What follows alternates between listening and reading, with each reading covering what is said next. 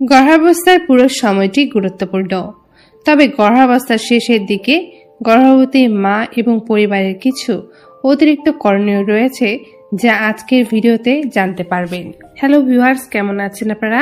আশা করি আপনারা ভালো আছেন। গর্ভাবস্থার শেষ 3 মাস বা 27 থেকে 40 সপ্তাহকে তৃতীয় ট্রাইমেস্টার ধরা হয়।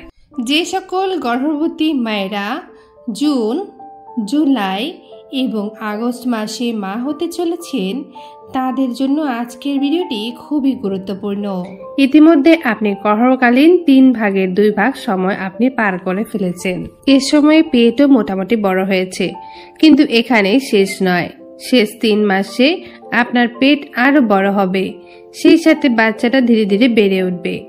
গর্ভাবস্থার শেষ 3 মাসে গর্ভের বাচ্চা ও মায়ের মধ্যে কি কি পরিবর্তন আসে এবং এই সময়ে করণীয় ও বর্জনীয় সম্পর্কে জানতে ভিডিওটি শেষ পর্যন্ত দেখতে ভুলবেন না। ভিডিওটি ভালো লাগলে অবশ্যই একটা লাইক করবেন, আর এখনো যদি এই চ্যানেলের সদস্য না হয়ে থাকেন অবশ্যই চ্যানেলটিকে সাবস্ক্রাইব করে বেল আইকনটি বাজিয়ে রাখুন, তাহলে প্রেগন্যান্সি রিলেটেড যে সকল ভিডিও আপলোড করা হয় সবকিছুর নোটিফিকেশন সবার আগে আপনার কাছে পৌঁছবে। আর যদি ফেসবুক পেজ থেকে ভিডিওটি দেখে থাকছেন অবশ্যই পেজটাকে ফলো করে দেবেন।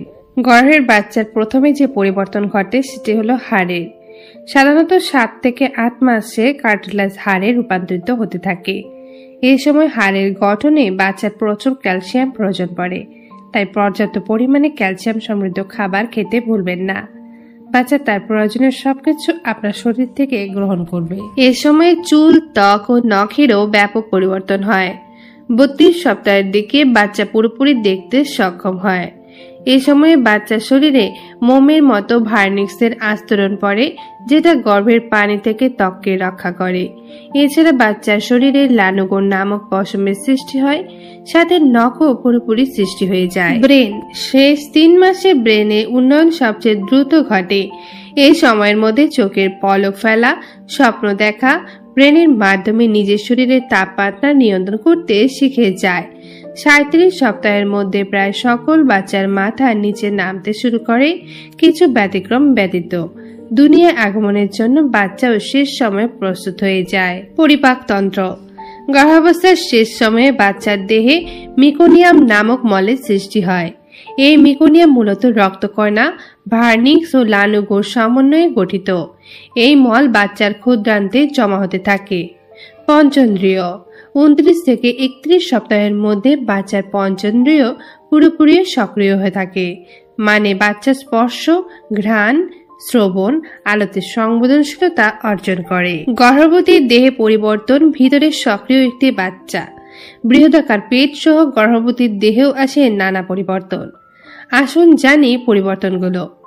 পেট ব্যথা, পেটের চামড়া হঠাৎ টানলে যেমন পেটে ব্যথা লাগে, ঠিক তেমনি খুব ধীরে ধীরে পেট যেহেতু বড় হচ্ছে তাই সেখানে একটা টানটান অনুভূতি সৃষ্টি হয়, যা ব্যথা হিসেবে আপনি মনে করেন। হালকা এই পেট ব্যথার সাথে আপনাকে মানিয়ে চলতে হবে।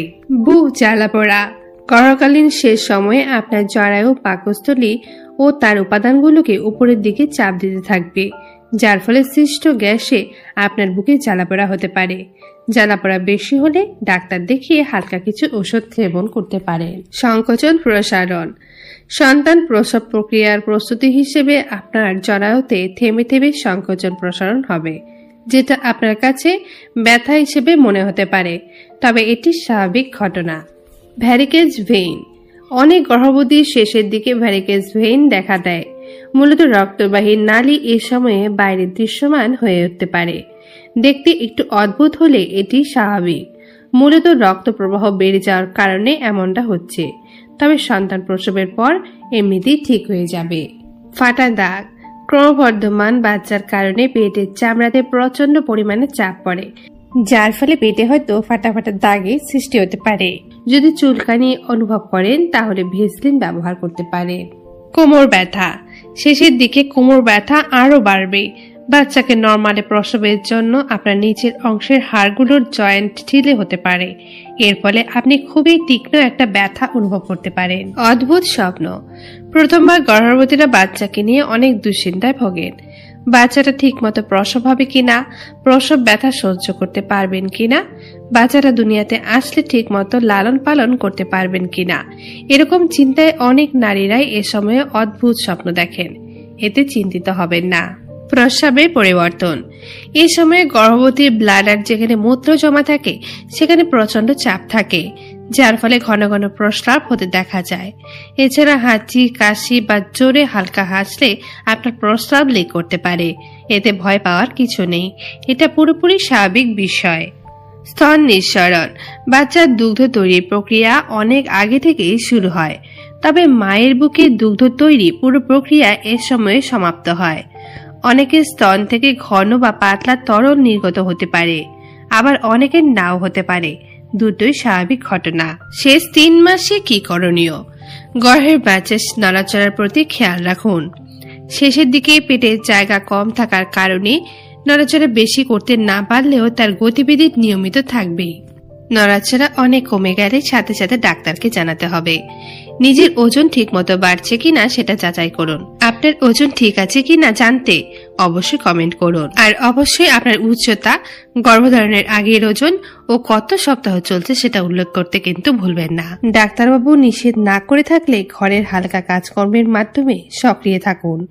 দৈনিক 20 মিনিট হাঁটার চেষ্টা করুন।